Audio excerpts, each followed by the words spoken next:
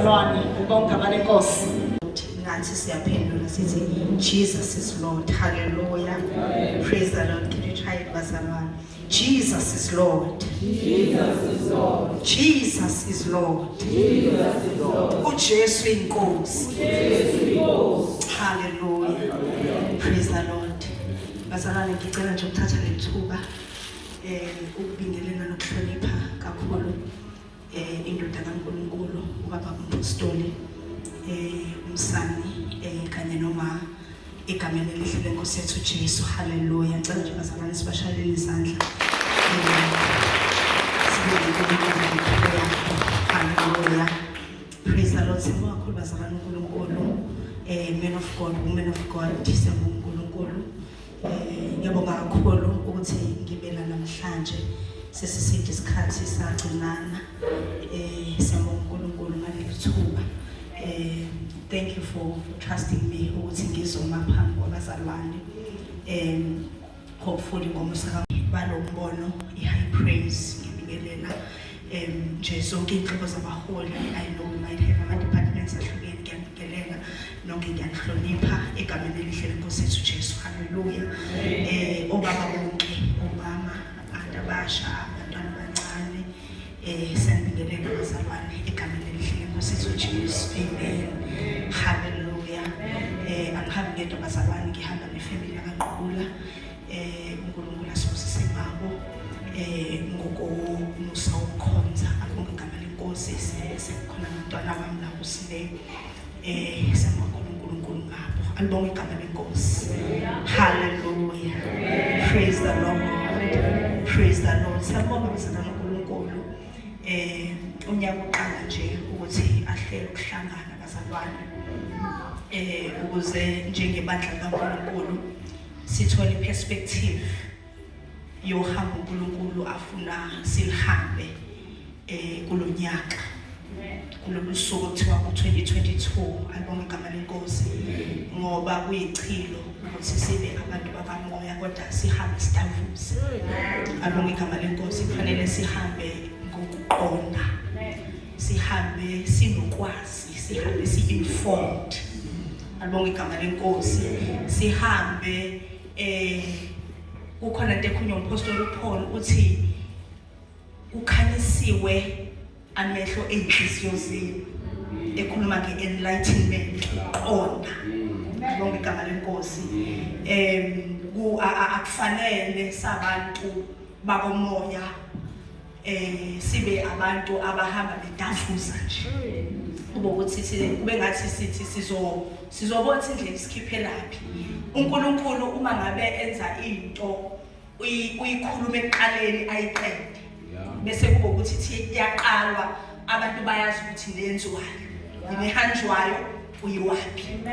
Alibonge igama lenkosi. uNkulunkulu mekhuluma noMoses okhulupha uIsrael uyabatshela ukuthi la kwakhona kuyizwe eliyifa lenu elichichima ubisi noju.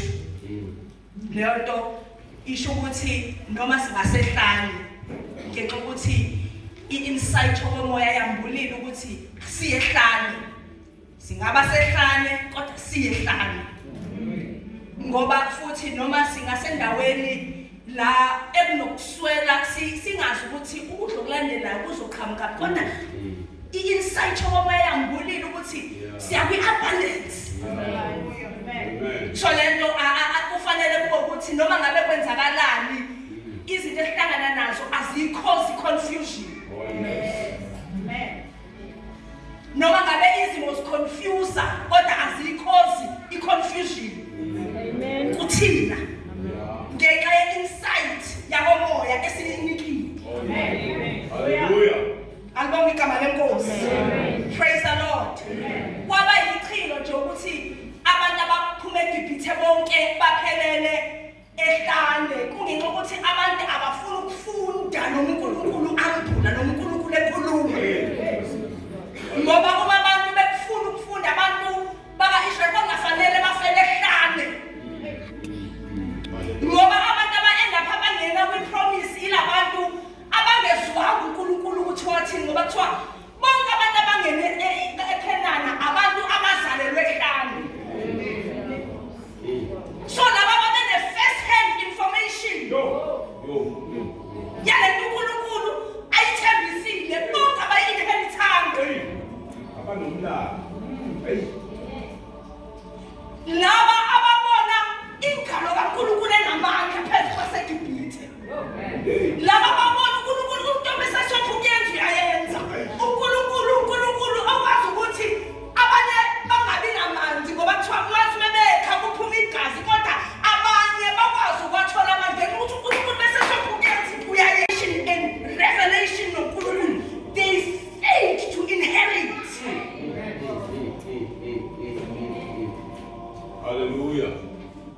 ukuthi abazalwane abanaki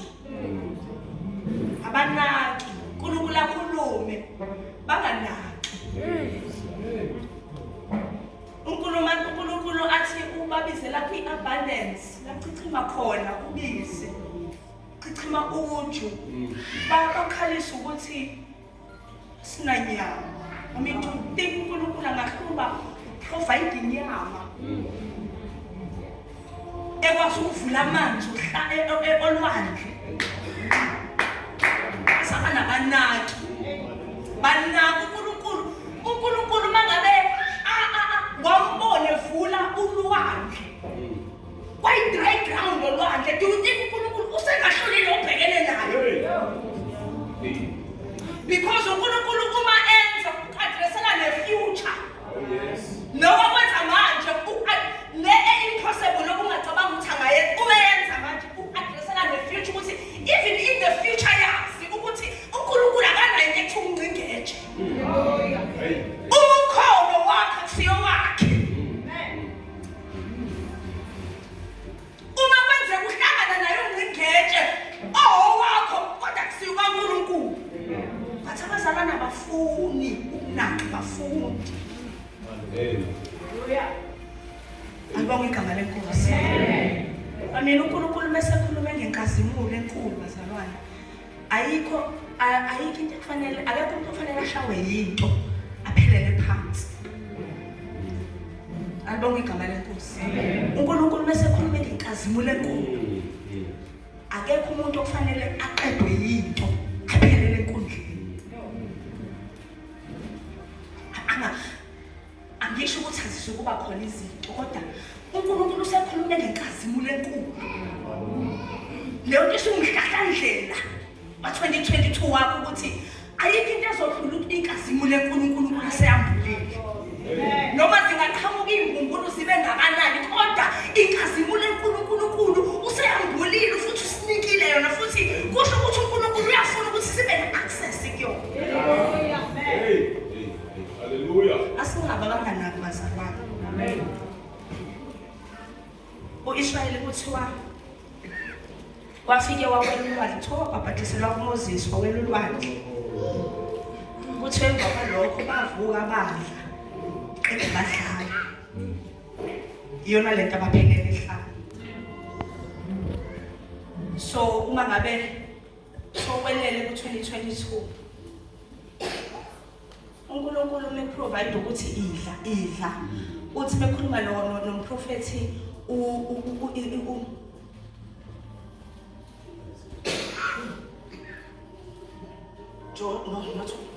umprofethi uIsaiah uEliya uthi bekhuluma nomprofethi uEliya uthi vuka udle ngoba indlela yinde. Uthi uNkulunkulu uthi thina vuka udle ngoba uhambo lude. Lokudla ozokudla ikona uIsaiah wadla amaqebelengwane ingelo semprovide wona waphuza amanzi. Kuthiwa wakwazi ukuhamba 40 days and 40 nights without rest. Ehamba at the strength yalokudla ethavuka udle. So uNkulunkulu methi vuka and access the glory. uNkulunkulu uthi vuka, prepare yourself for the journey. Hallelujah. Alibonge igama lenkosi. Amen. Praise the Lord.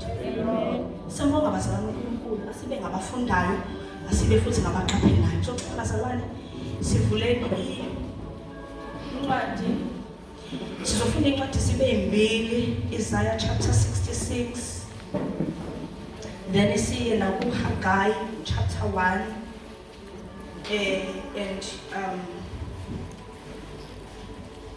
Engqondweni zethu bese siphinde sibe nayo uHaggai chapter 2, which is the theme scripture yale nkonzo eqhubekayo. Alibonge igama lenkosi. Heaven is my throne and earth is my footstool. Where is the house that you built for me? And where is the place of my rest? Hallelujah. Sizofundela. Sofunda incwadi Isaiah chapter 66 verse 1.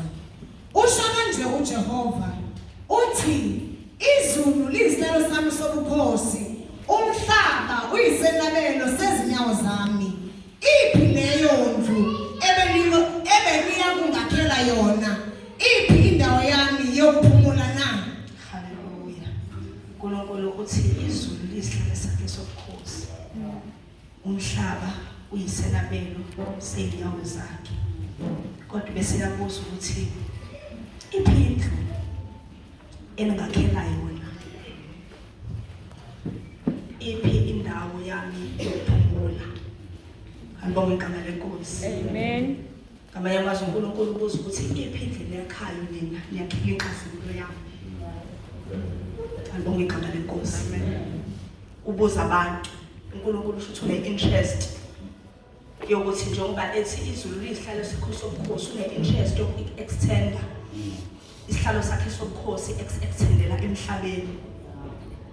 But uthi kuleyo interest yami angikwazi ukumuva if nina ningakayakhi a place for my rest, a place for my glory. Ningayakhile indlu yenkazimulo yami. Ngibonga igama lenkosi. Ngizocela sifundeni uHagayi chapter 1. Hagayi chapter 1. So funda verse 7 and 8. Thus says the Lord of hosts, consider your ways, go up to the mountains and bring wood and build the temple, that I may take pleasure in it and be glorified, says the Lord. Go up to the mountains and bring the wood and build the temple, that I may take pleasure in it and be glorified, says the Lord. Hallelujah. Usho kanje uJehova Sebawothi, uthi bekani ezindizweni zenu izindlela zenu, khuphukelani entabeni, nilethe imithi, nakhe indlu, ngiyakuyenamela, ngikhazimuliswe, usho uJehova. Hallelujah. Amen. Nkosi yethu siyabonga izwi lakho liyaphila namandla.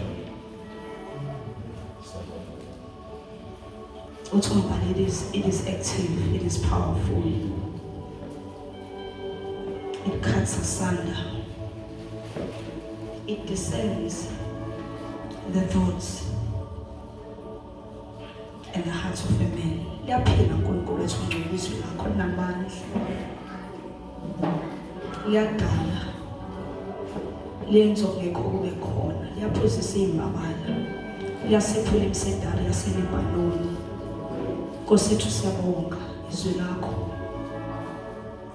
Silindele ukuzwa wena Nkosi yethu. Siyabonga uNkulunkulu wethu ngcwele, siyathandaza izwi lakho lisakhuluma. May you plant the seeds of eternity enhliziyweni zethu. Baba wethu namandla onke. Tshala imbewu yaphakade that will bring about a great harvest for your kingdom.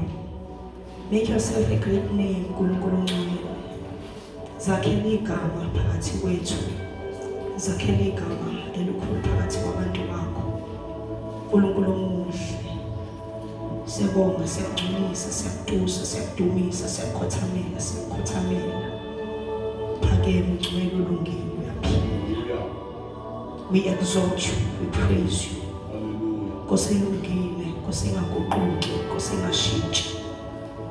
Nkosi emiyokuze kube phakade.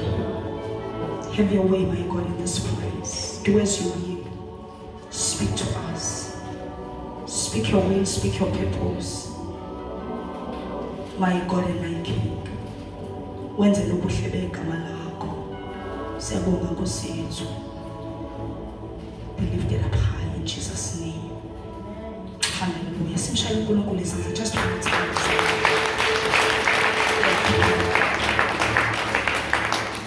Thina imihla ngemihla sibenza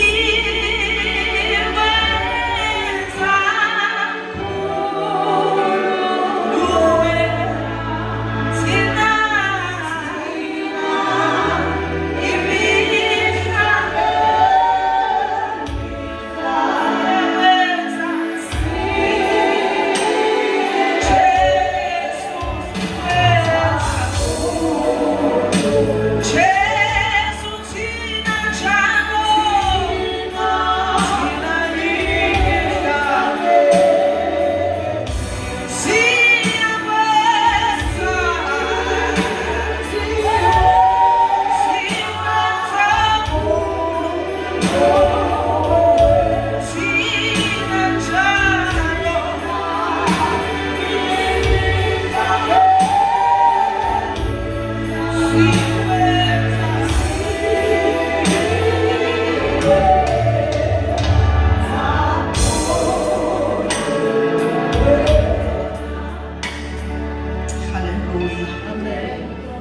the Lord. uNkulunkulu ngoprofethi uIsaya ubuzombuzo ukuthi iphi into enizongakhela yona nina, indawo la inkazimulo yami izophumula khona. Alibonga igama leNkosi. Uprofethi uHagayi ekuyena uNkulunkulu akhulume ngaye ethi inkazimulo yalendlu yakamuva iyaba nkulu kunale yokuqala. Ukhuluma umprofethi uNkulunkulu ukhuluma ngayo umprofethi uHagayi uthi consider your ways. Bekani indlela zenu bese niyakhuphukela entabeni ukuba nibuye nematerial yokungakhela indlu ukuze ngithokoze ngayo bese ngiyakhazimiswa kuyo. Ngamanye amazwi ukuze ngithokoze bese inkazimulo yami ihlela phezulu kwayo. Uthi kodwa khuphukani niye entabeni niyofuna imaterial nina, khuphukani khuphukela entabeni nina, inkazimulo eyami umsebenzi wami indaba yenkazimulo kodwa kwakhiwa kwendlu umsebenzi wenu. Alibonga igama leNkosi.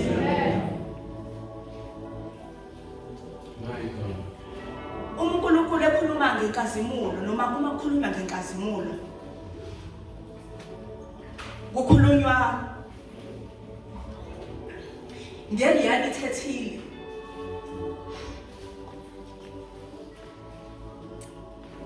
abantu abakwazi ukuyi-experience uma ngabe bekwazile ukuhosta ipresence kaNkulunkulu. Alibonga igama leNkosi. Amen. I-reality ethile ehlukile kune-reality ebingatholakala under noma circumstances. Kodwa ngenxa ukuthi abantu bakwazile ukuhosta ipresence kaNkulunkulu. Bese kuba ukuthi lokho kwazi kwabo ukuhosta ipresence kaNkulunkulu kuzala into ethi inkazimulo.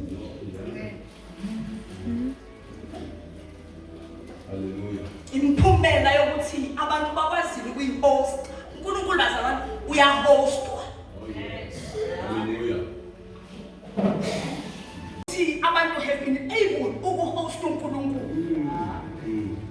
iBhayibheli likhuluma ngendoda ethiwa uAbinadab, ethiwa le ndoda uAbed-Edom. Kuthiwa le ndoda kwathi uDavide ehlose ukubuyisa umphongolo kaNkulunkulu in his city. Ukade uthunjwe amaFilisti. Lithi iBhayibheli kulezo inhlelo zokubuyisa umphongolo. Ngamanye amazwi uDavide wayefuna ukuthi isizwe sika-Israyeli kube sona esimhostayo uNkulunkulu ngoba isona esifanele ukuba sihoste uNkulunkulu. Siyazi ukuthi umphongolo kaNkulunkulu wawuthunjiwe kukade kusempini, bathunjwa amaFilisti. Wahlala ezweni lamaFilisti. So now in a time and in a season now uNkulunkulu esebeka uDavide. uDavide uba lento ukuthi no, we are the rightful host of the presence of God. Hallelujah. Ithina sinelungelo lokuhosta uNkulunkulu. Akulunganga ukuthi umphongolo kaNkulunkulu uhlale nabezizwe. So uNkulunkulu wahlela uDavide wahlela ukuthi no, we need to come, we need to go and get the Ark of Covenant. So senziwa zonke inhlelo ukubuyelana nomphongolo. Ithi iBhayibheli uthe kusaba proceedings ukuthi umphongolo ufike kuthiwa nje kwavele kwaqhubeka izilwane ezazibuthwele. Wabonakala sengathi uyaguqa uzoba. Kuthiwa kunendoda yakathiwa uza eyagijima yayokubamba. Ithi yasiza. Thulakala uNkulunkulu ahlikela phezulu kwayo. Yabe siyafela on the spot. David was very discouraged ngenhliziyo yakhe. uNkulunkulu David waphoxeka ukuthi ngathi nginamaplan okwenza into enhle kangaka ukuthi ngibise ipresence kaNkulunkulu esizweni sikaNkulunkulu kodwa uNkulunkulu wabulala umuntu. Ithi iBhayibheli David was discouraged ngoba bangasafuni ukuthi umphongolo uze in the city. Ithi iBhayibheli kunendoda to open idom to he offered to host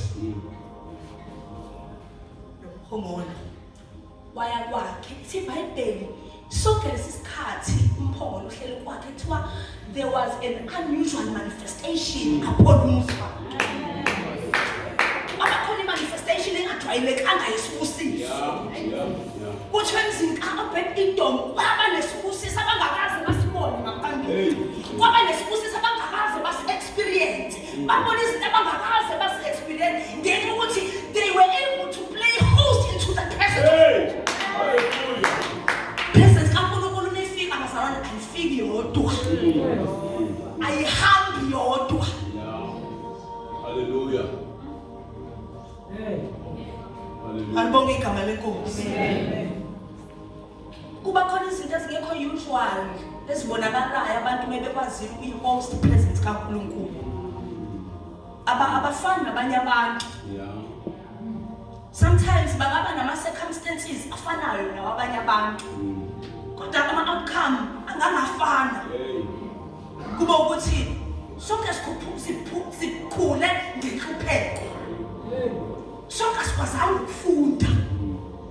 Kodwa kuwukuthi kukhona lo muzi ozihluphayo ngento yokuhost ipresence kaNkulunkulu. Hallelujah. Bese kuba ukuthi kuba nama-manifestations angajwayelekanga. Babona abantu uplifted. Banga-understand ukuthi ngoba bafundanga nje. Kanti no, it is the result of the presence. I-presence kaNkulunkulu it blesses, iyabusisa imifika. Ngoba i-glory, ine-tendency noma ine-ability yokuphakamisa abantu. Ine-tendency yokushintsha izimo. Ine-tendency yokuguqula izimo. Ine-tendency yokuguqula ongingekho. Ine-tendency yokuphula iy'bopho. Hallelujah. Oh, Jesus. Glory, hallelujah. Bese siyabuza ukuthi uma ngabe endlini sesokhonza abantu sebegula kuphela. Bagula abantu bangasindi. Isakhona yini presence kaNkulunkulu? Are we still hosting the presence kaNkulunkulu now? Igama lenkosi. Amen. Anything ufuna sibheke si-understand uNkulunkulu uma ngabe kukhulunywa ngendlu. Kukhulunywa ngendlu, the house. I think izinto nje ngifuna ukukhuluma ngazo to bring an understanding is a glory. Sikhulume ngendlu. Sibheke indlu kwi-Old Testament, sibheke indlu kwi-New Testament. Sibheke ukuthi yini umehluko. Yini ezoletha umehluko between the measures of glory njengoba awazokufana. Yini lezoletha ama-measures ahlukene anenkazimulo. Alibonge igama lenkosi. Amen. Well, in Old Testament, obviously, uma ngabe uNkulunkulu efuna ukwehlela ahlale phakathi kwabantu lidlile uMoses embizele entabeni wathi akakhipha abanakeli wamnikeza ama-instructions okulakha which later on kwasetshenziswa the same person ukwakhiwa ithempeli kodwa kwawukuthi uNkulunkulu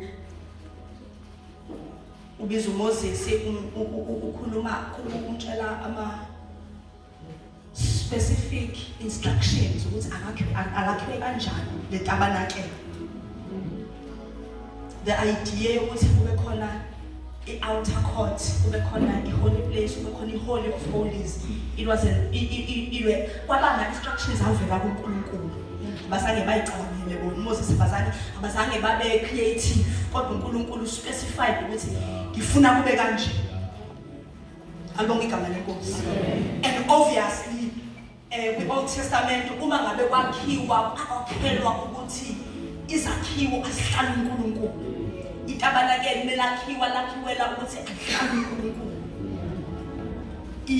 Ithempeli kaSolomoni uma lakhiwa lakhiwe ukuthi ahlale uNkulunkulu. Uma kwakhiwa i-Ark of Covenant umphongolo wesivumelwano kwakhiwela ukuthi ahlale uNkulunkulu. Alibonga igama lenkosi. Kunento interestayo within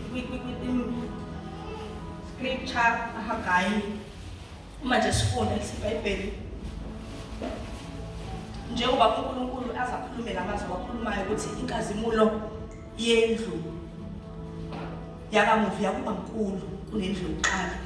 Lawo mazwi uNkulunkulu wayekhuluma in response to something. Manje kuya phambili noma esikhathini esithile esizayo inkazimulo yami ayisesukalwa ngokuthi how beautiful the buildings are. Kunenye i-manifestation engizoyambula inkazimulo yami engekho enyameni. Engekho ezakhiweni zenyama. Hallelujah. So uNkulunkulu uyabaduduza ukuthi ningabusakhathazeka. I know ukuthi it is discouraging ukuthi nibone ngathi ayisekho yinhle njengeyokuqala. Kodwa uNkulunkulu usethi mina njengoNkulunkulu kuma unfolding purposes ami akusesiyo into esengikhathazeke ngayo ngoba there is another dimension of glory that is about to unfold. And that glory will not be measured by how things look.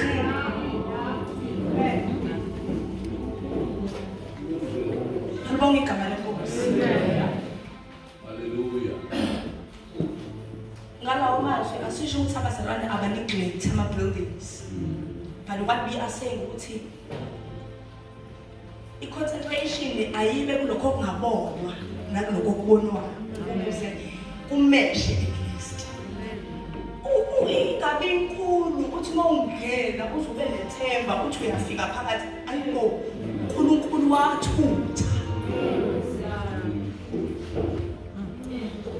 uNkulunkulu akaqonga. uNkulunkulu alizwakali nokuzwakala ivumba lakhe lokuthi uke wahamba khona yini nokuba khona ngaphambili. Hallelujah. Alibonga igama lenkosi. So ezinye zezizathu la uNkulunkulu athi bazalwane ningakhathazeki nge-building. It is because in New Testament there is a new order. La uNkulunkulu bekhuluma ngesakhiwo engakhulumi ngalento bathe khuluma ngathi. La uNkulunkulu ekhuluma ngethempeli engakhulumi ngezindonga zama-blocks kodwa ekhuluma ngabantu. Uthi umpostoli Paul anazi yini ukuthi imizimba yenu ithempeli kamoya engcwele.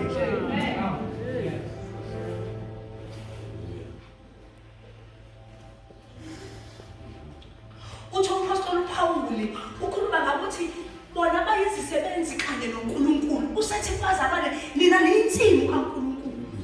Niyindlu kaNkulunkulu.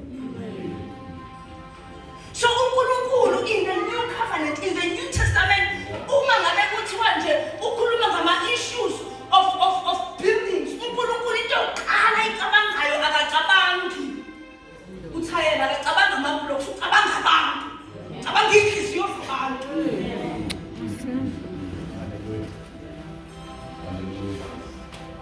Ngibonge igama lenkosi.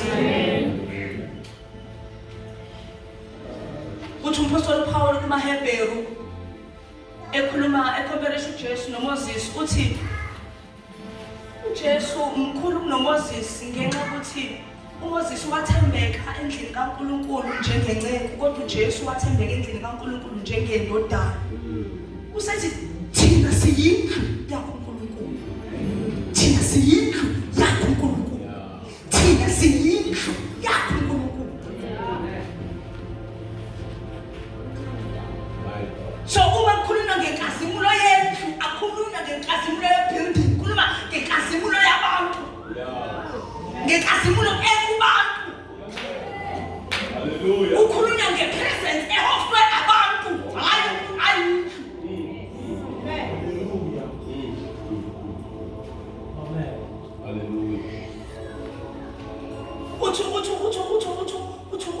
Umbhali kuPeter uthi you are the living stones, ningabantu aphilayo. Ukuba nakhiwe nibe yindlu yakomoya. Bazalwane, yazini ukuthi noma yini esingayakha eneglect ukwakhiwa kwethu, siyobe sifeyile icebo likaNkulunkulu, siyobe sifeyile ama-purposes kaNkulunkulu.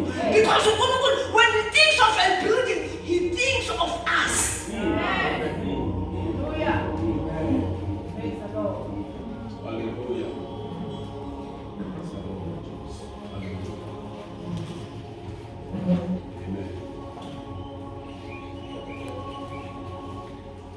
So methiwa indlu yenkazimulo yakubankulu, indlu inkazimulo yendlu yakamuva, isho ukuthi thina we are to become the house.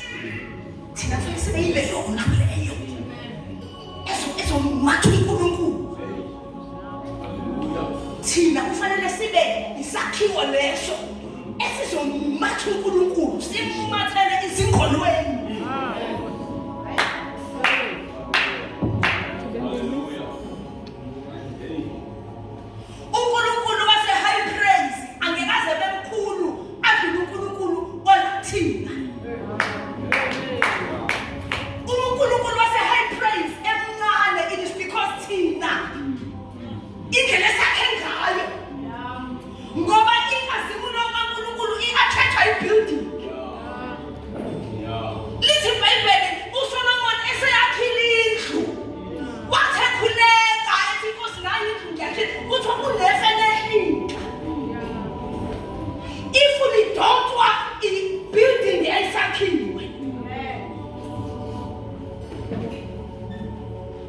uNkulunkulu wahlangana noMoses bazalwane eintabeni.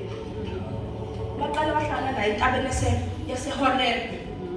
Ekhuluma naye i-assignment yokuqala ukukhipha uIsrael. Waphinde wahlangana naye eSinayi. Kodwa uNkulunkulu usathi angisafuni ukuhlangana nawe entabeni, sengifuna ukuhlala nani. But you must build first. Uthi akhayithabalakele iqala. Ukuze nibe nelungelo lokungiphatha. Alilungelo lokungiphatha nina njengabantu until you take time, until you are intentional about building for me. Ningene mandleni, nivuma ukuwaste, nivuma ukukhandlela and build for me. Uma ngabe nilapha lentabeni ngizosuka entabeni, ngizohlika entabeni, I will come to you. Bazalwane. Hallelujah. Into abasiyanasela ukuthi abantu kaNkulunkulu basentabeni. Uyishayela mangenalo ilungelo elikhulu kuyena ngoba wayehlikele entabeni bethanda yena. But uNkulunkulu abasebemakhele babenelungelo. He was there 24/7. Lo wasentabeni uNkulunkulu owathi bethanda biza uMoses ambizele entabeni athi phuphukela la. Ubethanda yena uNkulunkulu. Hallelujah. Kodwa uma sebemakhele they had no choice. 24/7.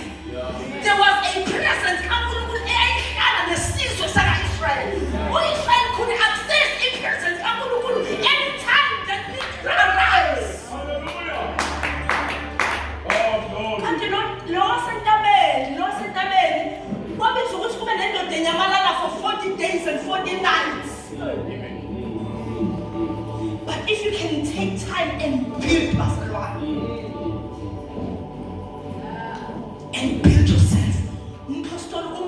ukuthi laba bakhayo njengompostoli, are they building for the glory of the Lord na?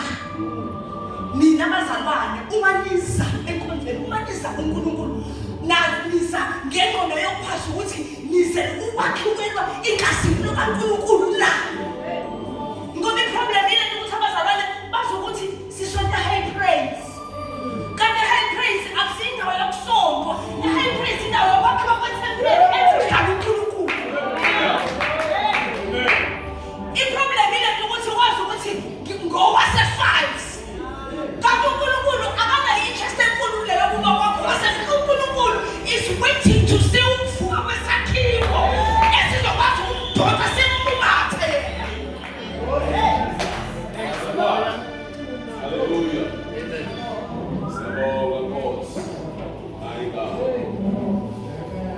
Glory. Sibakhela nje uNkulunkulu bazalwane. Lento evukayo ngathi noma kuthina lento yakhiwayo inamandla nokudonsa uNkulunkulu. Yabo kunezinto ezithi uma ngabe zivuka uNkulunkulu ahluleke ukuhlala because nature is ama-attractor. Nature is ama-attractor. I mean lithi iBhayibheli uNkulunkulu umoya. uNkulunkulu umoya. Laba abamkhonzayo bamkhonze ngomoya nangeqiniso. Uma ngabe kuthiwa sifuna ukuxhasisa lo uNkulunkulu ethi umoya, umbuzo oqala ukuthi sinawo yini sinaso yini structure to please the spirit. Bazalwane, ningabuza abantu abahambe bomnyameni ukuthi what does it take ukujabulisa umoya? Thina kuphela amakholwa abanganaki. Thina kuphela amakholwa abanganaki. Kodwa ukubuza abantu abahambe bomnyameni ukuthi what does it take to please the spirit? Angithi uNkulunkulu kuphukana endabeni ukuze nilande siyazi bazalwane ukuthi what does it take to please the spirit? Hey, my God. Hallelujah. Nento esiyakhayo ingawukhathatha yini umoya? My God. Into esiyakhayo ingawuplease yini umoya? Ingawuplease yini? Can the spirit be pleased? Abazalwane, njengoba ngisho ukuthi thina kuphela esinga-understand, thina kuphela esidlala.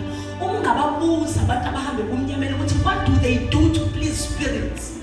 Abantu abahambe kumnyameni bayazi ukuthi umoya awubi pleased until there is a sacrifice. Abazalwane abafuni ukubheka even ama-pattern aseBhayibhelini ukuthi uNkulunkulu uyayinaka uma kunama-sacrifices areyisiweyo egameni lakhe. uNkulunkulu was ready to affirm isithembiso asinika u-Abraham emva kokuthi u-Abraham was willing to sacrifice indodana yakhe.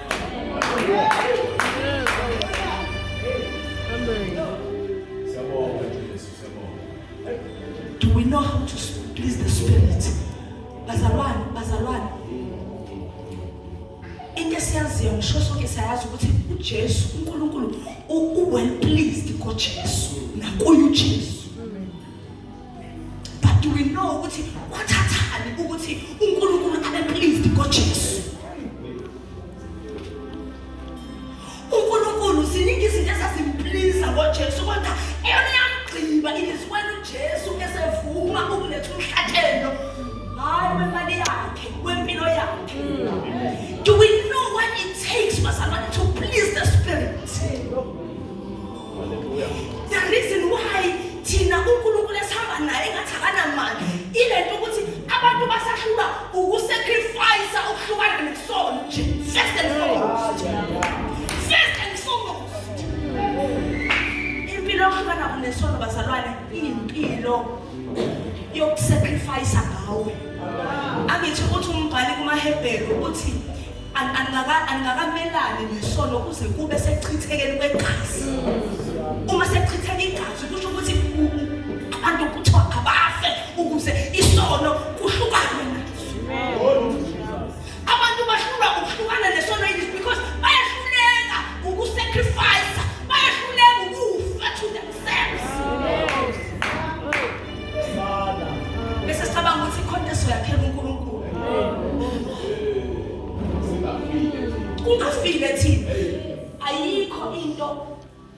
uhambe solihamba noNkulunkulu singavumanga ukufa thina. Alukho asizukuya ndawo, asizukuya ndawo, asizukufika ndawo. Uma thina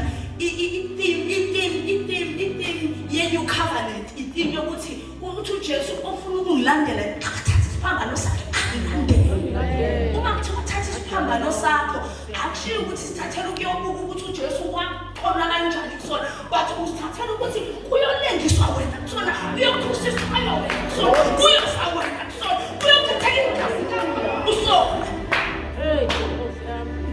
Because until wena uvuma ukufa, there is no glorious structure sakho esizovuka. Kunesakhiwo senkazimulo efanele sivuke ngawe, but asizukuvuka ungafile. uJesu before the cross, uJesu was Jesus, futhi wayenamandla, kuthiwa wayekwazi wayevela athi khana amanzi aphenduke iwayini engabathandazelanga nokuwathandazela. Wayenamandla, but there is a dimension uJesu experience emva kokuthi efile. Wa-experience kuthiwa wanikwa igama elingaphezu kwamagama onke. Lalela, there was no new name that was allocated unto him. It was still the name Jesus. It was still the same Jesus in God. There was a stature that was allocated upon that name. There was glory that was allocated upon that name. Then to him, it was built for God. So, Jesse, he called us of 3 days. Why she said, no, I'm willing to die. So that I come to Pina, come to Kunkunganji. I come to Pina, you can have nobody can answer you. Who said, feed? Who was that feeling about you getting a go up Pina and open out men on the ones who go to Kalamani Mendigo. No one wants to sacrifice a man cannot sacrifice a guy. You go back as a pili. I'm seeing him as a man who success him open now. That's the only thing actually the only vessel God he experienced. In reality, it's supposed to be born. Can you die for this thing? Hallelujah. There is a glory we can never see unless abazalwane are willing to put down sacrifices.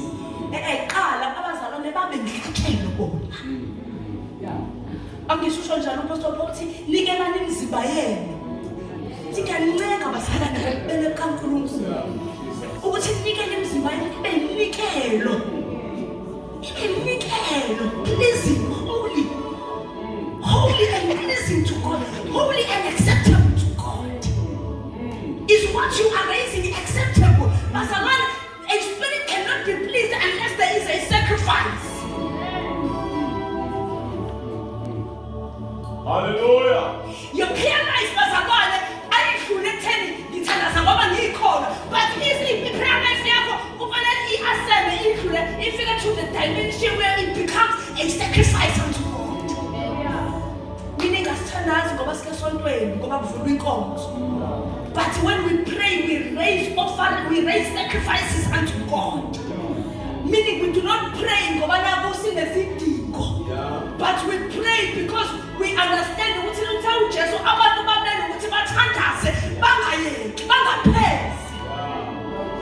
We do not pray convenient standards. We push against opposing forces when we pray. Amen. We do not fast because when it's fast. Go be fasting your caramonia, God fast until it's fasting here to it is transformed into being a sacrifice. Hallelujah. Thank you, Lord. Thank you, Lord. Hallelujah. What does it take to please the Spirit? What does it take? What does it take? Abantu bayalahlekela ukuze bajabulise bathokozise umoya. Abantu bokumnyama balahlekelwa izinto ezidear to them ukuze basecurishe lento ukuthi we know what the Spirit is pleased. Do we know what to do to please this God? He is the Spirit. Hey. Hallelujah. Hey. Siyafunda ke. Yena singayenza ukuthi ishintshe imithandazo yethu iye kube imithandazo religious kodwa iba ama sacrifices. IBhayibheli uJesu wathandaza waze wajuluka igazi because he was offering himself. Why ehleli endaweni kwi-crossroad where he had to choose intando yakhe noma kaNkulunkulu. iBhayibheli wathi Nkosi ngiyafisa ukuthi kungenzeka leli ngebe kodwa kwakuginqiko intando yakhe kuyintando kaNkulunkulu kuyintando yakhe kuyintando kaNkulunkulu kubizwa ukuthi akafe ukusiphila kaNkulunkulu akuvuma ukuthi ngiyavuma Nkosi kube intando yakho. iBhayibheli wajuluka ithuthu zegazi an offering. He was raising an offering of himself. Sazi ukuthi what does it take to please the Spirit? Hallelujah. There you go. Thank you, Jesus. Why abantu bengaphili manje bebethandazela? Because there is no sacrifice that is raised that is pleasing the Spirit. There is no house that we have built that is attracting the glory that will heal, that will deliver, that will set the people free, that will break the yoke of the enemy. Ezophula amaketango omnyama. Izinto zikaNkulunkulu azenzeki ngokwe-coincident bazalwane. Ziba imphumela yokuthina okwenziwe. Yes. Hallelujah. Akwanelanga ukuthi sibizelwe enkonzweni kathiwa kunenkazimulo uNkulunkulu afuna ukuyindlula bese cabanga ukuthi that is it. Kuzobizwa ukuthi manje ukhona uphumuzakane ngomnyango ayobuza ukuthi Nkosi, what sacrifice can I raise up to you so that you may be pleased with the structure that I am raising? Yeah. My God. Hallelujah. Ekhaya kuzobizwa ukuthi uhambe uyosho ukuthi Nkosi ngiyabona izinto zimaphele kumana futhi nami sengihelpless angazi kodwa what will it take? What sacrifice will I need to raise?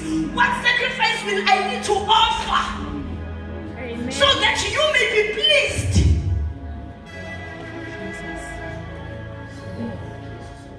What will it take to please the Spirit? Amen. Asinaba abazalwane ba-sacrificial. Bonke abazalwane bakhona bazi ukuthi bazothandwa enkonzweni. Bonke abazalwane bazi ukuthi bakhonzela ukuthi bathole ama-benefits, bakhonzela ukuthi uma beshonelwe bangcwatshelwe.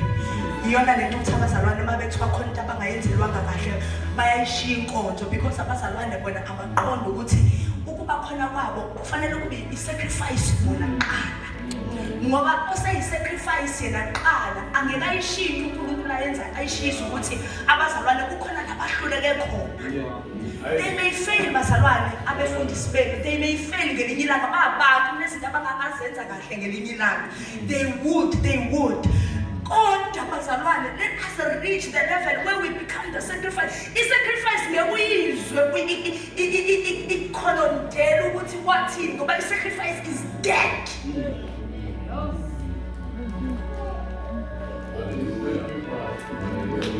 Abazalwane. Amen. Singawuthanda umsebenzi kaNkulunkulu. Izindlela esithanda ngayo uthando lwethu liconvert libe sacrifice. Abazalwane kunalabazalwane ethiwa uDavid wathi ngase ngawonqolelwa amanzi aseBethlehem. Kuthiwa kunabazalwane abazinikela ukuyowalanda lawo manzi. Bathi bebemnika uDavid wathi uDavid angikwazi ngoba uyaqonda ukuthi lamanzi akusesiwona manje kodwa they have become the blood of men. Ngenxa ukuthi ebheka impi abangene kuyona noma indlela abazisacrifice ngayo kwathola lamanzi ukuthi wasethi angiqualify ukwaphuza lamanzi wawachitha wachitha phambi kaNkulunkulu ngoba ewanikela kuNkulunkulu. Bazalwane, can you serve uNkulunkulu? Can you serve the purpose of God? Can you serve in the house of God? Ukhonza kwakho kuze kube ukuthi it is translated into blood.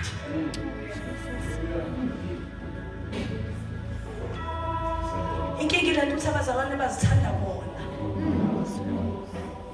Bazithanda bona, bamthanda uNkulunkulu udlula bona. Ngoba labazalwane laba abahamba bayokhelela inkosi uDavid lamanzi, impilo yabo abayithandanga ukudlula isidingo senkosi yabo. Into ithi uJesu angaba nesidingo la, kodwa kuba ukuthi asimitheki ngenxa ukuthi abekho abathanda inkosi ukudlula bona. Inkosi inganesidingo sokufaka nesilingi. Kuba ukuthi abekho abazithanda abathanda inkosi okudlula bona.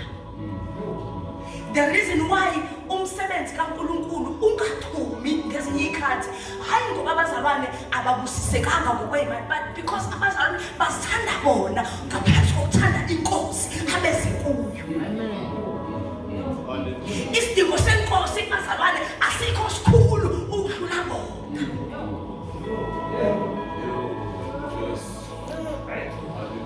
Abazalwane siyakhuluma ukuthi umsebenzi kaNkulunkulu sometimes awufeyilisi ukuthi amandla awekho. Ngoba nje uma singacabanga isikhathi la umsebenzi i-high praise owake wahamba ngespeed, hayi ngoba kwakuney'gwile ey'ningi, kodwa ngenxa ukuthi kwakunabantu ababeyidelile impilo yabo ngaphezu kwalokhu uNkulunkulu ayethi ufuna ukwenza. Abaxabisa lokhu uNkulunkulu ayefuna ukwenza ngaphezu kwey'mpilo zabo.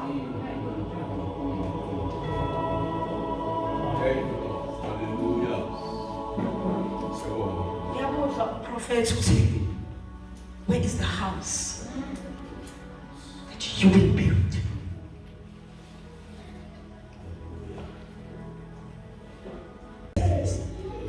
Yolanda material. uNkulunkulu ngomprofethi uma ngabe ethi khuphukela nezintabeni, uzama ukutshela ukuthi lento engifuna ukuyenza material yayo awuzuyithola noma ilaphi. Uma wena kufanele kwakhiwe ukuthi kube yilento uNkulunkulu ayifunayo ngawe, imaterial ezokwakha wena ayizutholakala noma ikuphi, kuzobiza ukuthi ukhuphuke. Hey, my God, hallelujah. uNkulunkulu khuphukela nezintabeni. The reason why abazalwane behlulwa ukuphila impilo ephilisa uNkulunkulu, abazalwane behlulwa ukuba ipleasure ephelele kuNkulunkulu, ingenxa ukuthi abazalwane afeeling ukufika la ekunematerial ekufanele yakhe bona. Into ekufanele yakhe uNkulunkulu ngempilo yakho awuzukuyithola uhleli la uhleli khona. Sengisho ukuthi ungahlala lapha esihlalweni sakho kodwa ugcine lapha esihlalweni, kodwa ungahlala lapha esihlalweni lithi iBhayibheli, those that wait upon the Lord they shall mount up with wings as eagles. uNkulunkulu bazalwane ufuna ukutranslate ukukhonza kwethu, the activities that we do in the spirit. uNkulunkulu ufuna ukutranslate our prayer life ukuthi umthandazo wethu akusiyi activity esenyameni, kodwa umthandazo wethu kuba ukuthi we gain ascendance in the spirit. Uma sikhuleka we ascend in the spirit. Uma sikhuleka kukhona la sikhuphukela khona kumoya. When we fast kukhona la sikhuphukela khona kumoya. Uma siza izwi, uma sifundiswa izwi kukhona la sikhuphukela khona kumoya.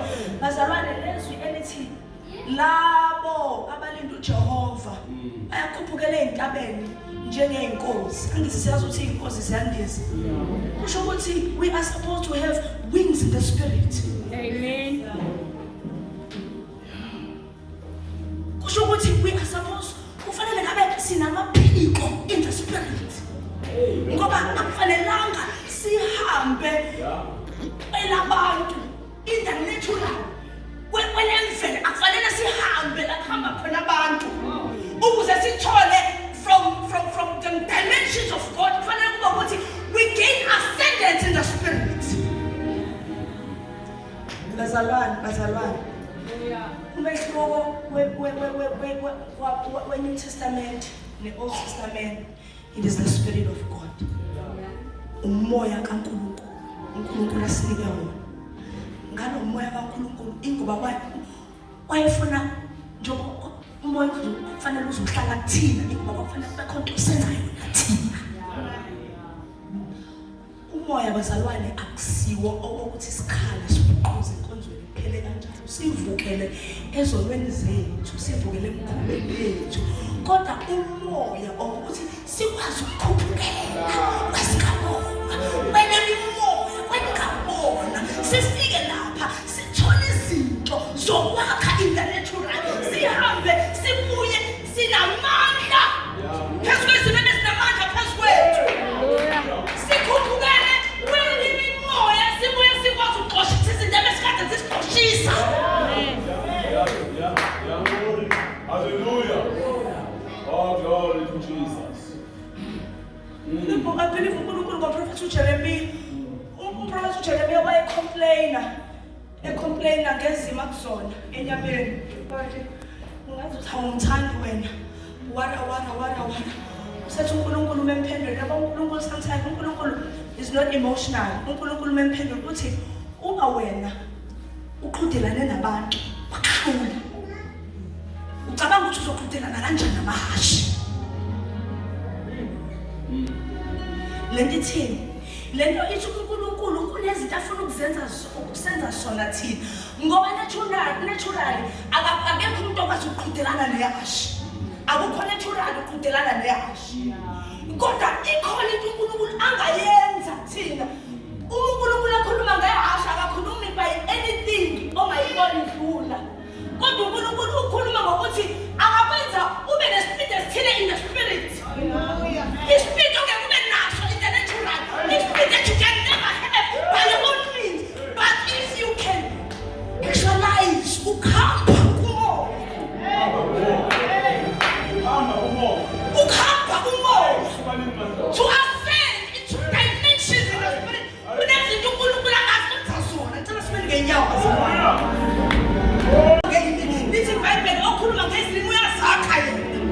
Meaning kunesakhiwo sakhayo uma ngabe ekhuluma ngezilimi. It is not a show off. It is not ukuveza ukuthi nami nginazini. Kodwa it is a matter of building. uNkulunkulu ayakha. Lekunika umoya kunento uNkulunkulu ukunika imaterial yokwakha. Ukunikeza ivehicle yokukhuphukela entabeni. Kavide methi ngiyaphakamisela amehlo ami entabeni. Akakhulumi ngento e-physical, angazi into abayelayo yini. Ebhobhoyi kunodunjazana, akakhulumi ngodunjazana wala.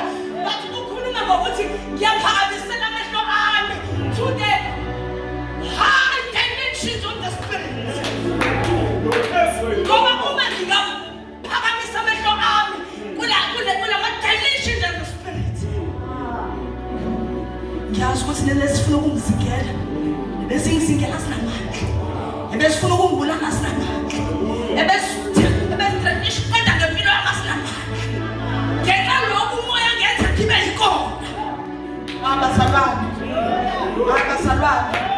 Singakhuphukela yini entabeni? Uthi umpostoli uPaul asizange entabeni engathintwa ngezandla. Uthi kodwa sizile eJerusalem. Umuzi kaNkulunkulu.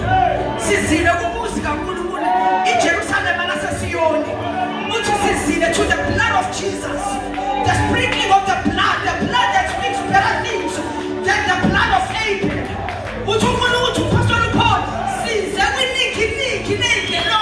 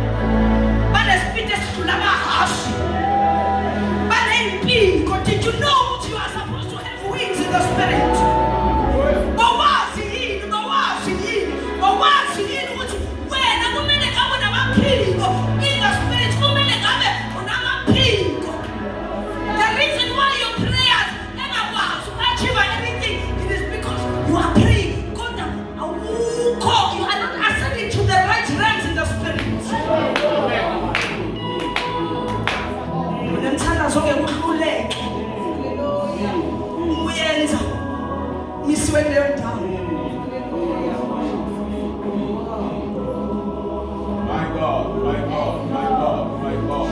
Ukuze sivuke lesakhiwo esodonsa inkazimulo kaNkulunkulu ethu izoba inkulu.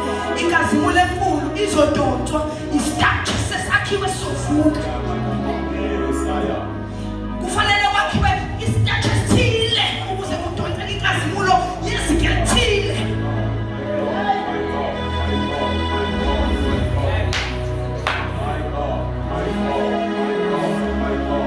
Ngasiza uNkulunkulu. And gain ascendance in the spirit.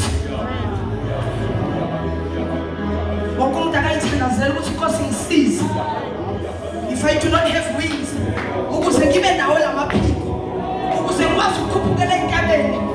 to go and fetch the material that I need.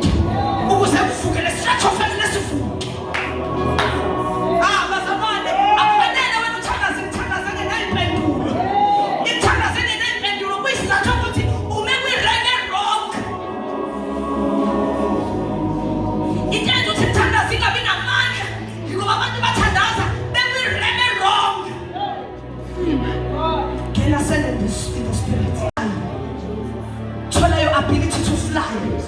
Tola your ability to fly in the spirit. Tola, develop wings in the spirit. Develop wings in the spirit. Develop wings in the spirit. Develop wings in the spirit. Wings in the spirit. Wings in the spirit. Wings in the spirit. Wings in the spirit. Wings in the spirit. Wings in the spirit. Wings in the spirit. Wings in the spirit. That you may mount higher. As wings, with wings as eagles. Shama mokasena moya. Lina masuya manto.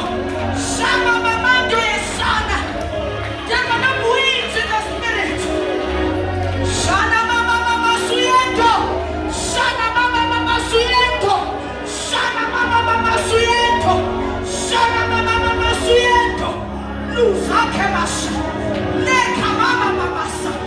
Luta kapasonamo, luta kapasonamo, luta kapasonamo, luta kanto, shade kasena, luta kababa, se mama mama mama mama. Shade yamando, amana mama yakshawako, isana kulu nanoko, isana kulu nanoko, isana jawane pangene, unaita wasabantu.